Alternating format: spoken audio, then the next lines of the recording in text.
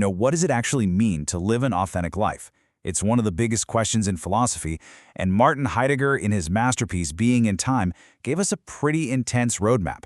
So today, we're going to follow that path, from that feeling of being lost in the crowd to, hopefully, finding a truly resolute sense of self. Have you ever just had that feeling that you're just following a script you didn't write? Going through the motions, doing what everyone expects, but you're not really the one in the driver's seat? Well, according to Heidegger, that feeling isn't just you. It's kind of the default setting for most of us, and he had a very specific name for it. All right, so here's our game plan. We're going to walk through this in 5 steps. First, we'll look at the problem, what it means to be lost in the they. Then we'll tune in to a strange kind of inner wake-up call.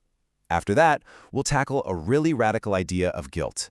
Then we'll find the path to what he calls resoluteness, and finally, we'll see what an authentic life actually looks like. Okay, so our journey starts in a place we all know really, really well, our everyday lives. Heidegger says our default state, where we all begin, is one of inauthenticity. And to get why, we have to start with his unique word for what it means to be human. And that word is Dasein. It's not just another word for a person. Dasein is a type of being whose very existence is a question for itself.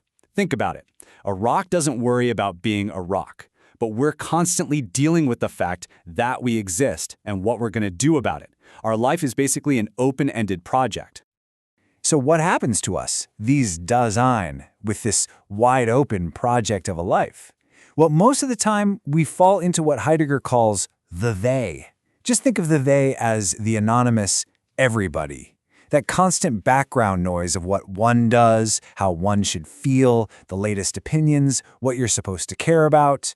It's actually a pretty comfortable place because it lets us off the hook from having to make our own choices.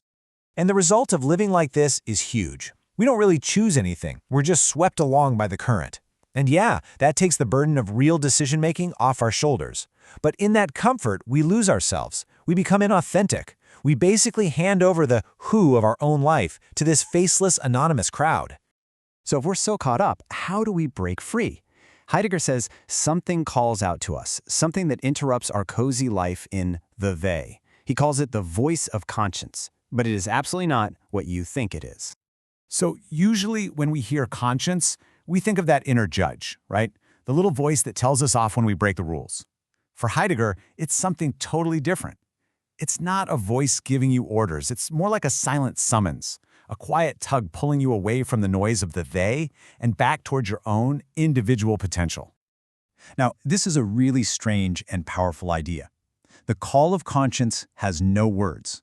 It's not a to-do list. It doesn't give you a moral breakdown of right and wrong. Its power is in its silence. It cuts through the endless chatter of they by saying absolutely nothing. It just summons you to pay attention to your own existence. And here's where it gets a little uncanny. Who's doing the calling? Heidegger says Dasein calls itself. The call comes from the deepest part of your own being, a part that feels almost alien to your everyday public they-self. It's a call from you to you, but it feels like it's coming from somewhere else entirely. Okay, so this silent call summons us. But to what? Heidegger's answer is pretty shocking. It summons us to our own being guilty. Now, this is probably the single most misunderstood part of his philosophy, so we really need to clear the deck here. Before we can even get into what his idea of guilt is, we have to be crystal clear on what it is not. It's not about money or debt. It's not about sinning or breaking some moral rule, and it is definitely not some temporary feeling you can just get over. For Heidegger, guilt is a fundamental part of our existence. To get his idea of guilt, first you have to get this concept he calls thrownness. I mean, think about it. You were literally thrown into existence. You didn't choose to be born. You didn't choose your parents, or when, or where. You are the foundation of your own life, but you had zero say in building that foundation.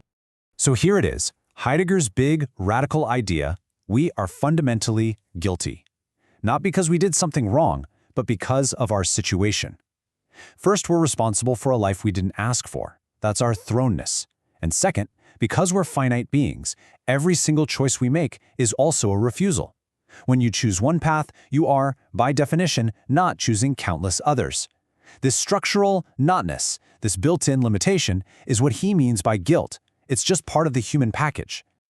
So we've got this silent call telling us we're fundamentally Guilty just because we exist. I know, it sounds pretty grim. But for Heidegger, this is the pivot point. This is where we get the chance to stop being passive and actually respond. So the question becomes, what does an answer even look like? How do you reply to a call that has no words and tells you something so massive about your own nature? It's not about saying, "I'm sorry," or trying to fix it. And the answer is both amazingly simple and incredibly profound. We have to choose to listen. That's it. We stop running away from that silent call. We accept the anxiety that comes with real freedom, and we face our guilt not as some personal failing, but as the very structure of our existence. This choice, this authentic way of living, is what Heidegger calls resoluteness. It's that moment you decide to stop letting the they make your choices for you.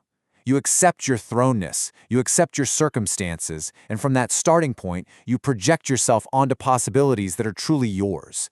You take ownership. Now, being resolute isn't a one-time thing. It's a whole state of being.